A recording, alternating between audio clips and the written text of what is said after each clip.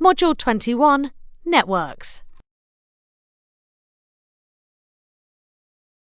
A network is when you have two or more devices joined together so that they can communicate. They can send data. This could be through a cable, or wirelessly, for example, through Bluetooth. The actual data will be transmitted in binary. Either there is a 1 being sent or there is a 0 being sent. The microbits use a common language called a protocol to work out what is being sent. If you are sending data to someone in binary, you need to set out some rules as to how you will send the data. What format will it be in? How will the computer at the other end know how often you'll be sending a signal? You need to set up a time frame, for example, 1 signal every second. How will the computer at the other end know what the signals will mean? You need to agree a character set, so a 0, 1 could mean A, etc. It can also include information such as the application that is needed to read the data, and it could include error correction. This is how it detects if there is an error in the transmission or not. These are the protocols, the rules that govern how devices communicate. When your computer does it for real, they choose from preset protocols. The most common one is HTTP, or Hypertext Transfer Protocol. This is the set of rules that govern how websites are transmitted. To physically connect your microbits, you need to join pin 1 from microbit 1 to pin 2 of microbit 2. Also join pin 2 from microbit 1 to pin 1 of microbit 2. So there are 2 clips connecting the microbits. Both devices will need their own power, or they will both need to be connected to your computer using separate cables at the same time. You need to program each microbit separately. So you will write one program for the device that is going to send data and one to the device that is going to receive the data. Write one program first, save it, download it, and copy it to one of the microbits. Then do the same for the other program and the second microbit.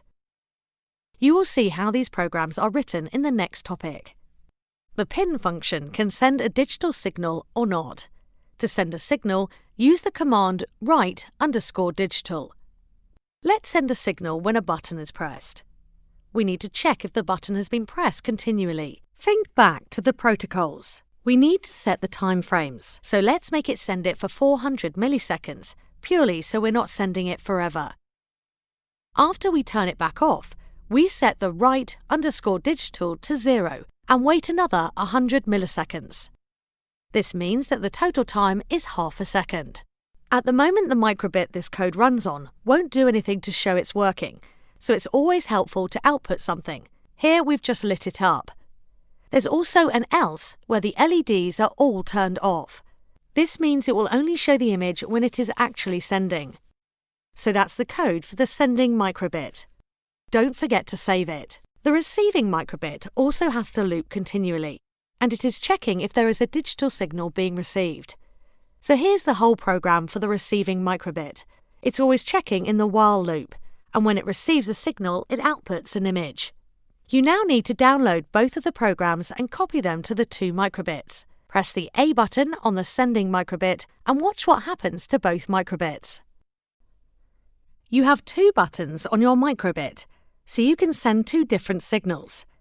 You can only send a 1 with both buttons, but you can send a 1 for a different length of time. So button A could send a 1 for 250 milliseconds, and button B could send a 1 for 500 milliseconds, giving each button a different image, and our sender gets this code. This time there are 3 images, 1 for each button and 1 blank. Lines 7 to 12. If button is pressed, it displays the image, outputs a 1 for 470, near enough to 500, and then sends a 0. Line 13 to 19, just repeat this for button B, this time only waiting 230 milliseconds before turning the signal off. Now we need to calculate how long the signal has been received for. There's a function called running_time that returns how long the microbit has been running. So if we measure this when the signal starts and again when it finishes, we can work out the difference.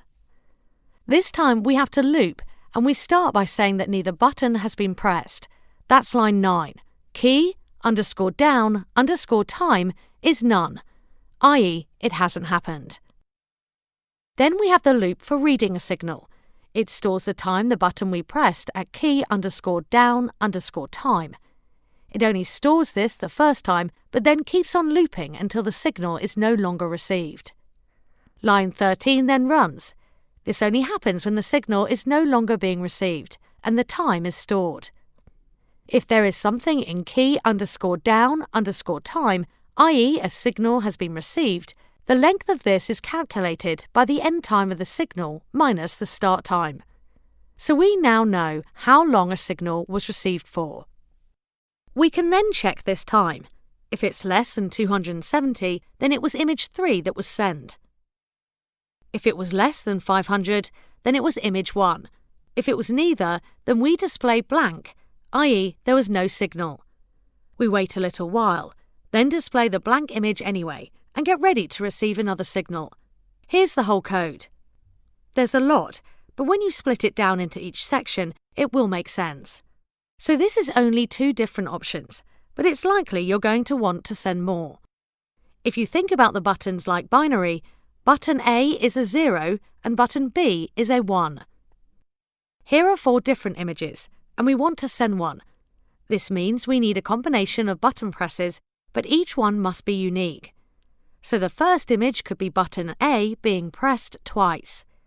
The second image is button B being pressed twice. Then A once, B once, then B once, and A once. This time we can't just record one button. We need to see what the second button is. So we need to store the first one and the second one and then check what they are. We can do this using a buffer. A buffer is just a space in memory where you can temporarily store data. In this case, it will store what the 2 buttons are. So instead of outputting the image straight away, it will store which button was pressed to the variable buffer. So in the code, this time it will output which button was received, but also add that button to the buffer. The if key underscore down underscore time we had before now has an else.